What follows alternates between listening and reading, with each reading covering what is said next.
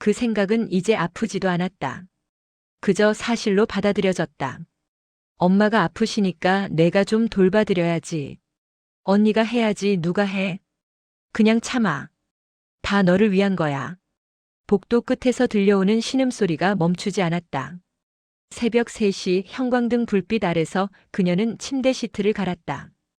땀에 젖은 천을 벗기고 새 시트를 펴고 베개 커버를 씌우는 일련의 동작이 이제는 기계적으로 이어졌다. 손끝은 차가웠지만 멈출 수 없었다. 환자가 불편해하면 안 되니까.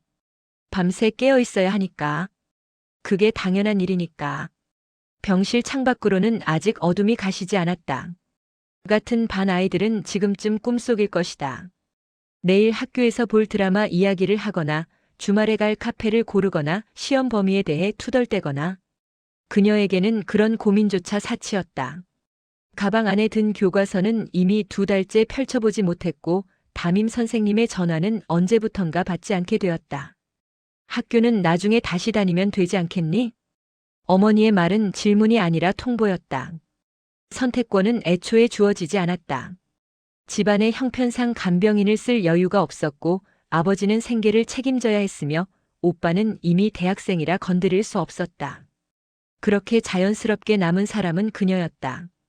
고등학교 2학년 17살의 소녀는 그렇게 간병인이 되었다. 처음에는 며칠만 버티면 될 줄 알았다. 일주일이면 한 달이면 상황이 나아질 거라 믿었다. 하지만 환자의 상태는 좋아지지 않았고 간병의 시간은 길어졌다. 약을 챙기고 식사를 준비하고 몸을 닦아드리고 대소변을 처리하고 밤새 뒤척이는 소리에 잠을 설치는 일상이 반복되었다. 손등에는 소독약 냄새가 배었고 손톱 밑에는 언제나 때가 끼어 있었다. 친구들의 연락은 점점 뜸해졌다. 처음엔 위로의 메시지가 왔지만 답장을 할 여유가 없었다. 요즘 왜 이래? 너 요즘 이상해 같은 말들이 오갔지만 설명할 기력이 없었다. 그녀는 조용히 단톡방을 나갔고 전화는 무음으로 바꿨다. 세상과의 연결고리가 하나씩 끊어지는 동안 병실만이 유일한 세계가 되어갔다. 내가 해야지 누가 해. 오빠의 말은 냉정했다. 대학 과제에 아르바이트에 미래 준비에 바쁘다는 이유로 그는 병실에 거의 얼굴을 비추지 않았다. 아버지는 퇴근 후 잠깐 들렀다가 피곤한 얼굴로 집으로 돌아갔다. 가족 중 누구도 그녀의 자리를 대신하지 않았다. 그녀가 없으면 돌아가지 않는 시스템이었고 그녀는 그 시스템의 필수 부품이었다. 밤마다 그녀는 작은 의자에 앉아 환자의 호흡 소리를 들었다. 규칙적인 숨소리가 이어지면 안심했고 조금이라도 불규칙해지면 긴장했다. 잠들었다가도 작은 소리에 벌떡 일어났다. 몸은 피곤했지만 신경은 언제나 곤두서 있었다. 휴식이라는 건 사치였고 잠은 허락된 것이 아니라 훔쳐야 하는 것이었다. 약봉투는 날마다 쌓였다. 아침, 점심, 저녁, 자기 전. 복용 시간을 놓치면 안 되었고 용량을 헷갈리면 안 되었다. 그녀는 손바닥만 한 노트에 복약 일지를 적었다. 어떤 약을 언제 먹었는지, 부작용은 없었는지, 다음 진료 날짜는 언제인지. 17살 소녀의 노트는 의료 기록지처럼 빽빽했다. 학교를 그만두자 세상은 더 좁아졌다. 병실과 집, 그리고 병원 복도만이 그녀의 영역이었다. 또래들이 수능을 준비할 때 그녀는 침대 시트를 갈았다. 졸업식 날 친구들의 사진이 SNS에 올라왔지만 그녀는 그 사진들을 보지 않았다. 부러운 게 아니라 아무 감정도 들지 않았다. 이미 그 세계는 너무 멀리 있었다. 어느 날 환자가 물었다. 힘들지? 그녀는 고개를 저었다. 아니에요. 거짓말이었다. 하지만 힘들다고 말한다 해도 달라지는 건 없었다. 누군가 대신해 줄 것도 아니었고 상황이 나아질 것도 아니었다. 그저 참아야 했다. 참는 것이 그녀의 역할이었고 참는 것이 사랑의 표현이라고 믿게 되었다. 몸은 점점 야위어 갔다. 밥을 먹을 시간도 먹고 싶은 마음도 사라졌다. 거울 속 얼굴은 낯설었다. 눈 밑에는 다크서클이 자리 잡았고 입술은 바짝 말라 있었다. 17살 소녀의 얼굴은 이미 지친 어른의 것이었다. 그냥 참아. 다 너를 위한 거야. 어머니의 말은 주문처럼 반복되었다. 내가 참으면 가족이 편해진다. 내가 희생하면 집안이 돌아간다. 내가 견디면 모두가 행복해진다. 그렇게 그녀는 참는 것이 미덕이라 배웠고 희생이 당연하다고 받아들였다. 자신의 살보다 타인의 필요가 우선이었고 자신의 감정보다 가족의 평화가 중요했다. 간병은 끝이 보이지 않았다. 1년이 지나고 2년이 지나고 시간은 흘렀지만 상황은 변하지 않았다. 그녀는 이제 20살이 넘었지만 여전히 병실을 벗어나지 못했다.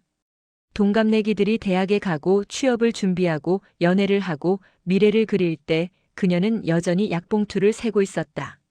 삶은 천천히 굳어갔다. 누군가를 돌보는 사람이라는 정체성이 그녀의 전부가 되었다. 꿈이 뭐냐는 질문에 답할 수 없었고 하고 싶은 게 뭐냐는 물음에 아무 말도 할 수 없었다. 그녀의 삶은 이미 정해진 궤도 위를 달리고 있었고 그 궤도는 오직 한 방향만을 가리키고 있었다. 밤이 되면 창밖을 바라봤다. 불빛들이 반짝이는 도시 어딘가에서는 누군가가 웃고 울고 사랑하고 미래를 꿈꾸고 있을 것이다. 하지만 그녀는 그 세계의 일부가 아니었다. 그녀는 병실 안에 갇힌 채 시간만을 견디고 있었다. 30살이 되던 해 그녀는 결혼을 결심했다. 정확히는 결혼이라는 출구를 선택했다. 10년 넘게 이어진 간병의 시간이 끝나갈 무렵 그녀는 자신의 삶을 되찾고 싶었다. 아니, 되찾는다기보다는 새로 시작하고 싶었다. 병실 밖의 세계로 나가고 싶었고 누군가의 딸이나 간병인이 아닌 그저 한 사람으로 살고 싶었다. 남자는 지인의 소개로 만났다. 직장인이었고 말수가 적었으며 무난해 보였다. 데이트는 조용한 카페에서 이루어졌고 대화는 깊지 않았다. 하지만 그녀에게는 그것만으로 충분했다. 누군가 옆에 있어준다는 것, 병실이 아닌 바깥 세상에서 시간을 보낸다는 것, 그것만으로도 감사했다. 결혼하면 행복해질 수 있을까요? 그녀가 물었다. 남자는 고개를 끄덕였다. 당연하죠. 그 대답은 확신에 차 있었고 그녀는 그 확신에 기대고 싶었다. 지친 마음이 쉴 곳을 찾고 있었고 결혼은 그 피난처처럼 보였다. 결혼식은 소박했다. 하객도 많지 않았고 식순도 짧았다. 그녀는 웨딩드레스를 입고 거울 앞에 섰지만 거울 속 얼굴은 행복해 보이지 않았다. 그저 피곤해 보였다. 하지만 괜찮다고 스스로를 다독였다. 이제 새로운 시작이니까. 이제는 나를 위한 삶을 살 수 있으니까. 신혼의 단꿈은 오래가지 않았다. 결혼 6개월 만에 그녀는 남편의 휴대폰에서 낯선 이름을 발견했다. 메시지 내용은 명확했다. 변명의 여지가 없을 만큼 노골적이었고 부정할 수 없을 만큼 구체적이었다. 손이 떨렸지만 그녀는 휴대폰을 제자리에 놓았다. 대면했을 때 남편은 울었다. 미안해. 정말 미안해. 다시는 이런 일 없을 거야. 눈물은 진심처럼 보였고 후회는 절실해 보였다.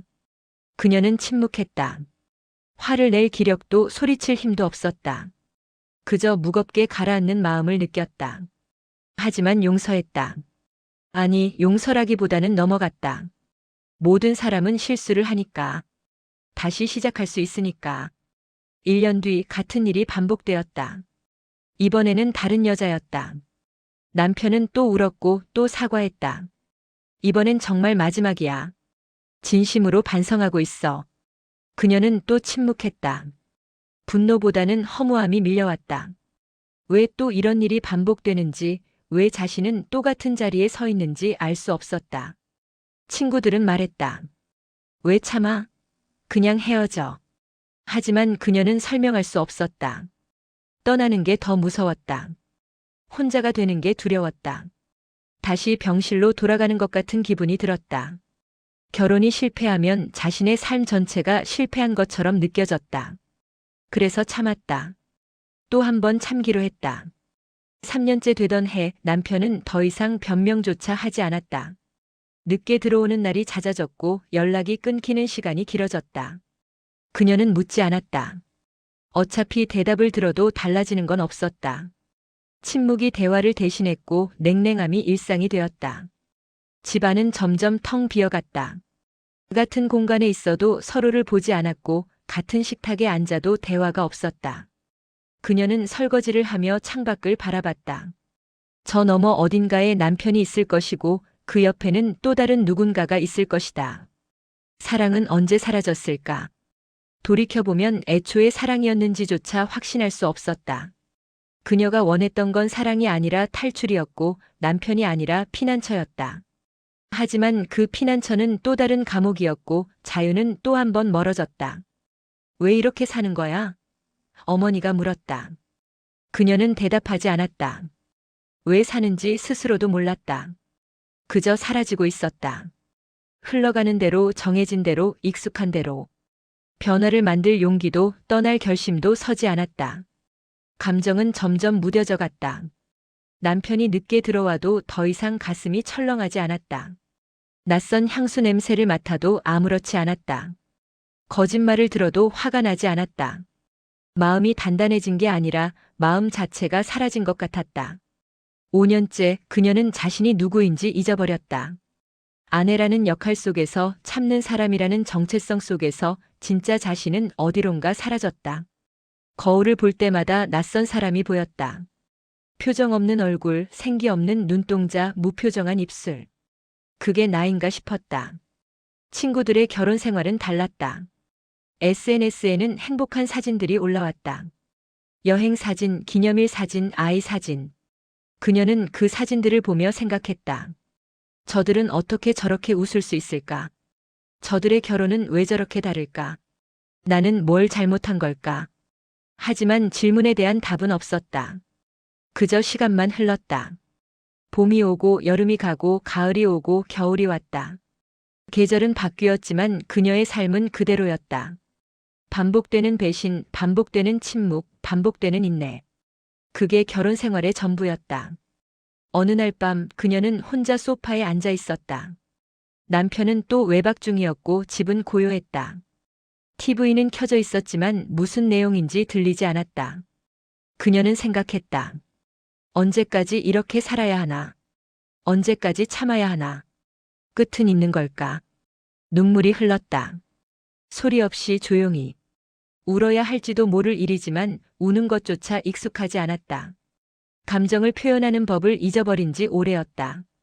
그저 눈물만이 멈추지 않고 흘러내렸다. 10년이 지났다. 결혼 10년. 그 세월 동안 남편은 해마다 다른 여자를 곁에 두었다. 그녀는 해마다 다른 변명을 들었다. 이제는 변명조차 새롭지 않았다. 패턴은 뻔했고 결말은 정해져 있었다. 그녀는 참고 남편은 반복하고 삶은 계속되었다. 사랑은 이미 오래전에 죽었다. 남은 건 습관과 체념이었다. 결혼이라는 틀 안에서, 아내라는 이름 아래에서 그녀는 또 한 번 존재감을 잃어갔다. 어느 순간 그녀는 멈췄다. 설거지를 하다가 빨래를 개다가 문득 손이 멈췄다. 왜 이러고 있지? 왜 나는 여전히 여기 있지? 질문이 떠올랐고 답은 없었다. 아니, 답이 없는 게 아니라 답을 외면하고 있었다. 간병으로 10년, 결혼해서도 7년의 간병. 17년의 시간 동안 그녀는 단 한 번도 자신을 위한 선택을 하지 않았다. 결혼 생활에서도 남편의 친가와 외가의 간병은 모두 나에게 돌아왔다. 모든 결정은 누군가를 위한 것이었고 모든 희생은 당연한 것으로 여겨졌다. 하지만 그 시간이 그녀를 행복하게 만들었는가? 삶이 나아졌는가? 아니었다. 남편은 그날도 늦게 들어왔다. 술 냄새와 향수 냄새를 풍기며. 그녀는 아무 말도 하지 않았다. 남편도 마찬가지였다. 침묵 속에서 각자의 방으로 들어갔고 문이 닫혔다. 평범한 밤이었다. 하지만 그녀에게는 마지막 밤이었다. 다음 날 아침 그녀는 가방을 챙겼다. 많은 짐은 필요 없었다. 옷 몇 벌, 필요한 서류, 그리고 통장. 그게 전부였다. 결혼 생활 7년이 가방 하나에 담겼다. 생각보다 가벼웠다. 남편이 일어났을 때 그녀는 이미 현관 앞에 서 있었다. 어디가? 남편이 물었다. 그녀는 돌아보지 않았다. 나가요. 목소리는 떨리지 않았다. 처음으로 확신에 찬 목소리였다. 무슨 소리야 갑자기. 남편의 목소리에는 당황함이 섞여 있었다. 그녀는 현관문을 열었다. 더 이상 참지 않기로 했어요. 그 말을 끝으로 문을 닫았다. 뒤에서 무슨 말을 하는지 들리지 않았다. 아니, 듣고 싶지 않았다. 거리로 나왔다. 햇빛이 눈부셨다. 언제부터였을까 햇빛을 이렇게 온전히 느낀 게. 바람이 불었다. 차가웠지만 상쾌했다. 발걸음을 옮겼다. 어디로 가야 할지 몰랐지만 일단 걸었다. 뒤돌아보지 않았다. 고시원을 얻었다. 작은 방이었지만 온전히 그녀만의 공간이었다. 창문은 작았고 책상은 낡았으며 침대는 좁았다. 하지만 처음으로 자유를 느꼈다. 누군가의 눈치를 보지 않아도 되고, 누군가를 기다리지 않아도 되고, 누군가를 위해 참지 않아도 되는 공간. 이혼 절차를 시작했다. 변호사를 만났고 서류를 준비했고 법원에 신청서를 제출했다. 과정은 복잡했지만 마음은 단순했다. 끝내겠다는 의지 하나뿐이었다. 남편은 연락을 해왔다. 전화, 문자, 카카오톡. 다시 생각해봐. 우리 다시 시작하자. 내가 변할게. 읽었지만 답하지 않았다. 이미 수없이 들었던 말들이었고 더 이상 믿을 수 없는 약속들이었다. 친구들은 놀랐다. 드디어 결정했구나. 잘했어. 이제 내 삶을 살아. 격려의 말들이 쏟아졌다. 그녀는 고개를 끄덕였다. 고맙다고, 이제 괜찮다고 말했다. 하지만 속으로는 두려웠다. 정말 괜찮을까? 혼자서 살아갈 수 있을까? 밤이 되면 불안이 밀려왔다. 작은 방 안에 혼자 앉아 있으면 모든 게 불확실하게 느껴졌다. 앞으로 어떻게 살아야 할지, 무엇을 해야 할지, 어디로 가야 할지. 답이 없었다. 하지만 이전과는 달랐다. 이번에는 스스로 답을 찾아야 했다. 구직을 시작했다.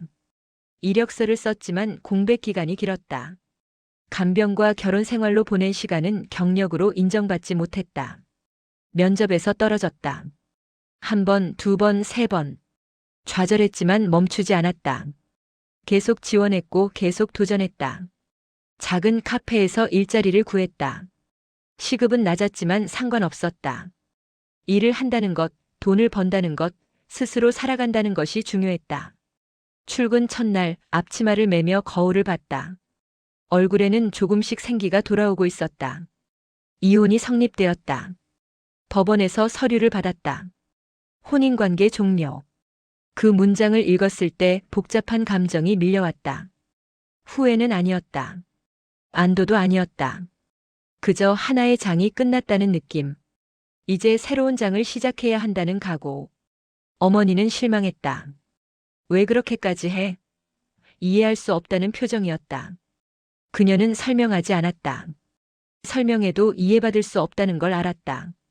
그저 자신의 선택을 믿기로 했다. 계절이 바뀌었다. 봄이 왔다. 카페 창밖으로 벚꽃이 보였다. 손님들은 사진을 찍었고 연인들은 손을 잡고 걸었다. 그녀는 커피를 내리며 창밖을 바라봤다. 예전 같으면 부러웠을 것이다. 하지만 지금은 달랐다. 그들의 행복을 축복할 수 있었다. 자신도 언젠가 그렇게 웃을 수 있을 거라 믿었다. 혼자 사는 것은 생각보다 어렵지 않았다. 아침에 일어나 커피를 내리고 출근하고 일하고 퇴근하고 저녁을 먹고 책을 읽고 잠드는 일상. 단순했지만 평화로웠다. 누군가를 기다리지 않아도 되고 눈치 보지 않아도 되고 참지 않아도 되는 살. 친구들과 만났다. 오랜만에 웃었다. 진심으로 웃는 게 얼마만인지 몰랐다. 그들은 그녀가 달라졌다고 말했다. 표정이 밝아졌어. 예전으로 돌아온 것 같아. 그녀도 느꼈다. 자신이 조금씩 회복되고 있다는 것을. 돈을 모았다. 적은 월급이었지만 아껴 쓰고 조금씩 저축했다. 목표는 독립된 집을 얻는 것이었다. 고시원이 아닌 작은 원룸이라도 온전히 자신의 이름으로 계약하는 것. 그게 첫 번째 목표였다. 2년째 되던 해 그녀는 원룸으로 이사했다. 작은 공간이었지만 부엌도 있고 화장실도 있고 창문도 컸다. 햇빛이 가득 들어오는 방에서 그녀는 짐을 풀었다. 많지 않은 짐이었지만 하나하나가 자신의 것이었다. 선택한 것들이었다. 카페 일을 그만두고 작은 회사에 취직했다. 사무보조였지만 정규직이었다. 급여는 조금 올랐고 안정감도 생겼다. 출근길에 그녀는 생각했다. 이게 평범한 삶이구나. 이게 자유로운 삶이구나. 가끔 과거를 돌아봤다. 간병하던 날들, 결혼 생활의 날들. 후회는 하지 않았다. 그 시간들이 있었기에 지금의 자신이 있다고 믿었다. 다만 다짐했다. 다시는 그렇게 살지 않겠다고. 다시는 누군가를 위해 나를 잃지 않겠다고. 38살 그녀는 처음으로 자신의 생일을 축하했다. 작은 케이크를 사서 촛불을 켰다. 소원을 빌었다. 행복하게 살고 싶다고. 나를 사랑하며 살고 싶다고. 촛불을 끄며 웃었다. 진심으로. 회사 동료 중 한 명이 그녀에게 말을 걸기 시작했다. 점심시간마다 같은 테이블에 앉았고 퇴근길이 겹치면 함께 걸었다. 처음에는 경계했다. 다시 누군가와 가까워진다는 것이 두려웠다. 하지만 그는 다가오되 침범하지 않았다. 거리를 유지하며 조심스럽게 다가왔다. 커피 한 잔 할래요? 어느 금요일 저녁 그가 물었다. 그녀는 잠시 망설였다. 거절하고 싶었다. 하지만 입에서 나온 말은 달랐다. 좋아요. 자신도 놀랐다. 언제부터 이런 대답을 할 수 있게 되었을까? 카페에서 마주 앉았다. 대화는 자연스러웠다. 일 이야기, 취미 이야기, 사소한 일상 이야기. 그는 그녀의 과거를 묻지 않았다. 그게 고마웠다. 과거를 설명하고 싶지 않았고 동정받고 싶지도 않았다. 그저 지금의 자신으로 대해지고 싶었다. 만남이 이어졌다. 주말에 영화를 보러 갔고 공원을 산책했고 맛집을 찾아다녔다. 그녀는 조금씩 마음을 열었다. 웃음이 늘었고 대화가 편해졌고 함께 있는 시간이 즐거웠다. 하지만 동시에 두려웠다. 또 상처받으면 어쩌지? 또 배신당하면 어쩌지? 과거에 무슨 일 있었어요? 그가 조심스럽게 물었다. 그녀는 잠시 침묵했다. 말해야 할까, 숨겨야 할까? 고민 끝에 입을 열었다. 결혼했었어요. 이혼했고요. 짧게 말했다. 더 이상은 말하고 싶지 않았다. 그는 고개를 끄덕였다. 힘들었겠네요. 그뿐이었다. 더 묻지 않았고 판단하지 않았다. 그 반응이 그녀를 안심시켰다. 과거를 끌어안지 않아도 된다는 것, 그냥 지금 이대로도 괜찮다는 것을 느꼈다. 하지만 관계가 깊어질수록 불안이 커졌다. 밤에 연락이 없으면 의심했다. 늦게 퇴근한다고 하면 혼자 상상했다. 또 다른 사람을 만나는 건 아닐까? 또 거짓말을 하는 건 아닐까? 과거의 상처가 현재를 침범했다. 요즘 왜 그래요? 그가 물었다. 그녀는 고개를 저었다. 아무것도 아니에요. 하지만 표정이 어두웠다. 그는 그녀의 손을 잡았다. 무슨 일인지 말해줘요. 혼자 감당하지 말고. 따뜻한 손이었다. 진심이 느껴졌다. 그녀는 울었다. 처음으로 누군가 앞에서 속마음을 드러냈다. 두렵다고, 다시 상처받을까봐 무섭다고, 믿고 싶지만 믿을 수 없다고. 모든 말을 쏟아냈다. 그는 조용히 들어주었다. 판단하지 않고 조언하지 않고 그저 곁에 있어 주었다. 천천히 가요. 급하지 않아요. 그의 말이었다. 그녀는 고개를 끄덕였다. 그래, 천천히. 서두르지 않아도 된다. 상처는 시간이 필요하고 신뢰는 쌓아가는 것이다. 조급해하지 않기로 했다. 관계는 조금씩 안정되었다. 의심은 줄어들었고 신뢰는 쌓여갔다. 그가 말한 대로 천천히 갔다. 억지로 믿으려 하지 않았고 억지로 사랑하려 하지 않았다. 그저 있는 그대로를 느끼기로 했다. 1년이 지났다. 그들은 여전히 함께였다. 그녀는 조금씩 변했다. 웃음이 늘었고 여유가 생겼고 마음이 편해졌다. 과거의 상처는 완전히 사라지지 않았지만 더 이상 현재를 지배하지 않았다. 같이 살까요? 그가 물었다. 그녀는 놀랐다. 동거는 생각해 본 적 없었다. 다시 누군가와 공간을 나눈다는 것, 다시 일상을 공유한다는 것이 두려웠다. 하지만 동시에 설렜다. 함께 한다는 것, 혼자가 아니라는 것. 시간을 좀 주세요. 그녀는 말했다. 그는 웃으며 고개를 끄덕였다. 당연하죠. 천천히 생각해요. 재촉하지 않았다. 그게 고마웠다. 며칠 동안 고민했다. 할 수 있을까? 또 무너지지 않을까? 하지만 생각을 바꿨다. 과거에 사로잡혀 현재를 포기할 수는 없다. 두려워서 행복을 놓칠 수는 없다. 용기를 내기로 했다. 같이 살아요. 그녀가 답했다. 그는 환하게 웃었다. 고마워요. 행복하게 해줄게요. 약속이었다. 그녀는 믿기로 했다. 완전히는 아니더라도 조금씩, 천천히. 짐을 옮겼다. 각자의 물건들이 섞였다. 책장, 옷장, 부엌용품. 하나의 공간에 두 사람의 흔적이 자리 잡았다. 처음에는 어색했다. 타인의 존재가 느껴졌다. 하지만 시간이 지나며 익숙해졌다. 함께하는 일상이 자연스러워졌다. 아침에 함께 커피를 마셨다. 저녁에 함께 요리했다. 주말에 함께 청소했다. 사소한 일상들이 쌓여갔다. 그 속에서 그녀는 깨달았다. 관계는 큰 사건이 아니라 작은 순간들로 만들어진다는 것을. 싸우기도 했다.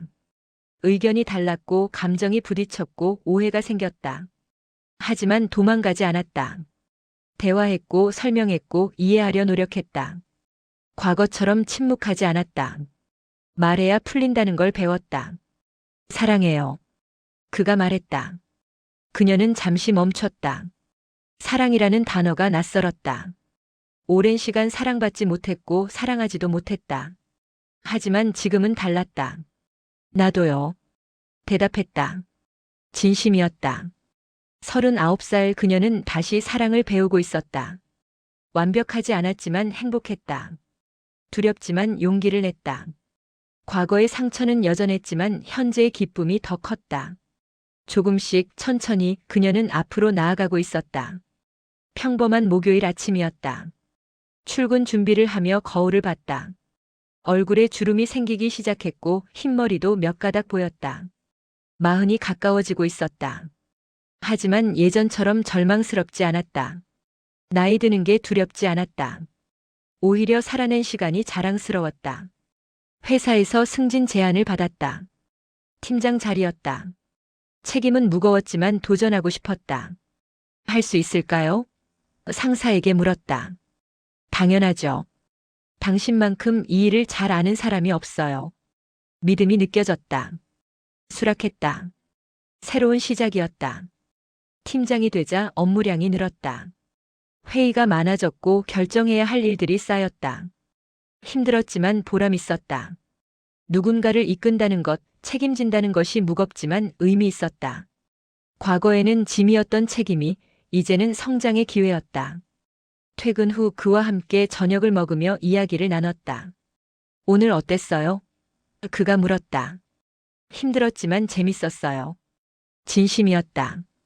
일이 힘들어도 집에 돌아오면 편안했다. 누군가 기다려준다는 것, 하루를 나눌 사람이 있다는 것이 위안이었다. 주말에는 혼자만의 시간을 가졌다. 카페에 앉아 책을 읽었다. 최근에는 에세이를 즐겨 읽었다. 다른 사람들의 삶을 들여다보며 위로받았다. 모두가 각자의 방식으로 살아가고 있다는 것, 완벽한 삶은 없다는 것을 배웠다. 어머니에게 전화가 왔다. 요즘 어떻게 지내니? 예전보다 부드러운 목소리였다. 잘 지내요. 짧게 답했다. 관계는 회복되지 않았지만 최소한의 연락은 유지했다. 용서는 아니었다. 그저 놓아주는 과정이었다. 친구들과 만났다. 오랜만에 다 같이 모였다. 너 정말 많이 변했어. 친구가 말했다. 어떻게? 예전엔 항상 뭔가에 쫓기는 것 같았는데 지금은 여유로워 보여. 그 말이 맞았다. 이제는 서두르지 않았다. 삶을 통제하려 하지 않고 흘러가는 대로 받아들였다. 취미를 시작했다. 요가 수업을 등록했다. 처음에는 몸이 굳어서 자세가 안 나왔다. 하지만 꾸준히 하니 조금씩 나아졌다. 유연해지는 몸처럼 마음도 유연해지는 것 같았다. 작은 변화들이 쌓여 큰 변화를 만들었다. 일기를 쓰기 시작했다. 하루의 감정을 기록했다. 기쁨, 슬픔, 분노, 평온. 모든 감정을 있는 그대로 적었다. 쓰다 보니 패턴이 보였다. 어떤 상황에서 불안해하는지, 어떤 말에 상처받는지, 무엇이 나를 행복하게 하는지 자신을 이해하게 되었다. 그와 미래에 대해 이야기했다. 결혼할 생각 있어요? 그가 물었다. 그녀는 잠시 생각했다. 결혼이라는 제도가 여전히 두려웠다. 하지만 그와의 미래는 그리고 싶었다. 결혼이 아니어도 괜찮아요. 함께 있는 게 중요하니까. 그는 웃으며 고개를 끄덕였다. 나도 그렇게 생각해요. 40번째 생일을 맞았다. 작은 파티를 열었다. 친구들, 동료들, 그리고 그가 모였다. 케이크 위 촛불을 불며 소원을 빌었다. 이대로 계속 행복하게 살고 싶다고. 소박한 소원이었지만 진심이었다. 회사에서 새로운 프로젝트를 맡았다. 큰 규모였고 책임도 무거웠다. 예전 같았으면 겁을 먹었을 것이다. 하지만 지금은 달랐다. 도전을 즐겼다. 실패해도 괜찮다는 것을 알았다. 완벽하지 않아도 괜찮다는 것을 배웠다. 과거를 돌아봤다. 간병하던 17살 결혼 생활에 갇혀있던 30대 혼자 설 수 있을까 두려워하던 이혼 직후. 모든 순간이 힘들었지만 모든 순간이 필요했다. 그 시간들이 지금의 자신을 만들었다. 후회는 하지 않았다. 다만 배웠다. 참는 것이 사랑이 아니라는 것. 희생이 미덕이 아니라는 것. 자신을 잃으면 아무것도 남지 않는다는 것. 늦게 배웠지만 배운 것만으로도 감사했다. 어느 일요일 오후 공원을 산책했다. 아이들이 뛰어놀고 연인들이 손을 잡고 노부부가 벤치에 앉아 있었다. 평범한 풍경이었지만 아름다웠다. 그녀도 그 풍경의 일부였다. 특별하지 않지만 행복한, 평범하지만 소중한 일상. 행복해요? 그가 물었다. 그녀는 고개를 끄덕였다. 네, 행복해요. 거짓말이 아니었다. 완벽하지 않았지만 충분했다. 부족한 것도 있었지만 만족스러웠다.